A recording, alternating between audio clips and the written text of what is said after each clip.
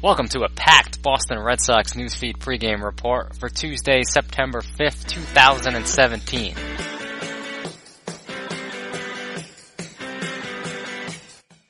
This is Adam Blue reporting for CLNS, a leading online provider of audiovisual coverage for the Boston Red Sox. Boston seeks to snap a 3-game losing streak and add some well-needed breathing room in the AL East chase at Fenway Park on Tuesday night, when they face the Toronto Blue Jays in the second game of a 3-game set. The pitching matchup pits Boston's Eduardo Rodriguez against Toronto's Marco Estrada, as both starters will bid to reach the 500 mark with a victory. A win on Tuesday night would not only be huge for the Red Sox as a whole, but would be Erod's first victory in over 3 months, as he is 0-4 with a 6.05 ERA in his last 10 starts. After 5 straight no decisions from late July to mid-August, Rodriguez has been rocked for 10 runs on 17 hits combined in his last 2 starts, which both resulted in losses against AL East foes. Boston's southpaw toes the rubber with a 4-5 record this season and a 4.40 ERA, and has made 2 appearances, 1 start against the Jays this season.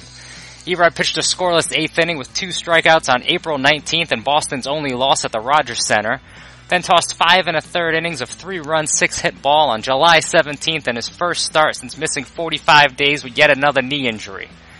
Rodriguez is 1-3 with a lofty 6.15 ERA and 7 appearances in his career while facing the Jays, allowing 7 home runs and 24 runs in 33 2/3 innings pitched. The biggest key to success for Erod tonight may be overcoming the second inning. Erod has an ERA of 8.05 in the second this season, allowing 17 runs, 23 hits, 7 doubles, 4 homers, and 10 walks in his 19 starts. Opponents are hitting .291 with an OPS of .928 in the second, which is far and away his worst inning. The struggling Boston offense gets their third look at Jay starter Estrada tonight. Estrada has had a rough 2017 season after making his first All-Star appearance last season, bringing in a 7-8 record with a 5.23 ERA at Fenway Park. He has somewhat righted the ship after an abysmal June and July that saw him go 0-5 and not make it out of the 5th inning in 7 of his 11 starts. His ERA vaulted from 3.15 to 5.19 after those 2 summer months. Estrada is 4-4 with a 3.53 ERA lifetime against the Sox, and is 3-2 with a 3.93 ERA at Fenway Park.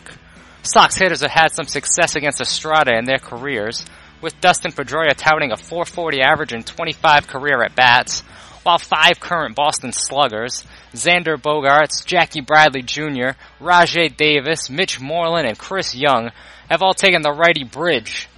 The Sox have scored just 2 runs against the 10-year veteran this season, however, getting shut out through 6 innings on April 20th, then plating 2 runs on just 2 hits but 7 walks on June 30th.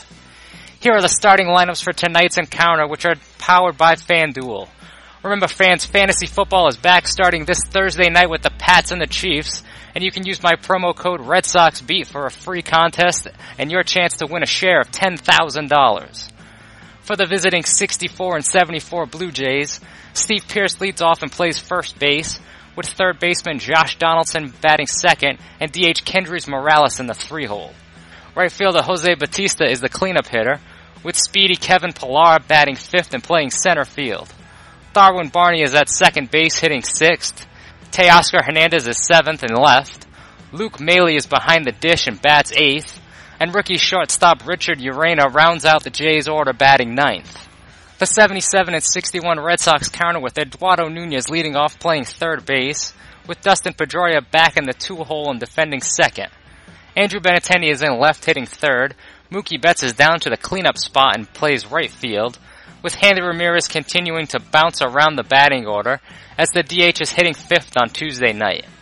Mitchie Two-Bags is back at first base hitting 6th. The slumping Xander Bogaerts is down to 7th and plays short, with Christian Vasquez behind the plate and JBJ in center in the last 2 spots in the order. Those lineups were brought to you by FanDuel, as the wait is over and the clock is ticking down to the start of the NFL season. Can you believe it's just 48 hours away? That means you still have a couple of days to jump into a contest on FanDuel, as many of them start for just $1.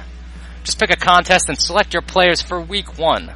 You need to leave your hatred for teams aside like I did, as this profound Patriots hater is rolling with both the Pats defense and Tom Brady in Week 1. Yep, you heard that right. I picked Tom Brady. You can take Tommy Terrific too by signing up today on FanDuel.com, clicking the Join Now button, and using my promo code RedSoxBeat. You can try it for free with no deposit required. Just sign up using promo code RedSoxBeat. That's FanDuel.com, promo code RedSoxBeat, and all one word. In some breaking Red Sox news, the Sox are potentially looking at some severe discipline as they have admitted to using Apple Watches to steal signs during their series with the Yankees on August 18th to the 20th. Yankees GM Brian Cashman filed a complaint with the MLB 2 weeks ago and provided a video of a Red Sox trainer looking at his Apple Watch and then relaying information to several players in the dugout, according to a report from the New York Times. Former Yankees player Chris Young was mentioned as one of the players that was given information, along with Brock Holt and Dustin Pedroia, who was on the DL at the time but in uniform in the dugout during the series. The Red Sox admitted that they were using the technology to steal signs, but stated that both manager John Farrell and GM Dave Dombrowski was unaware that the devices were being used in the scheme.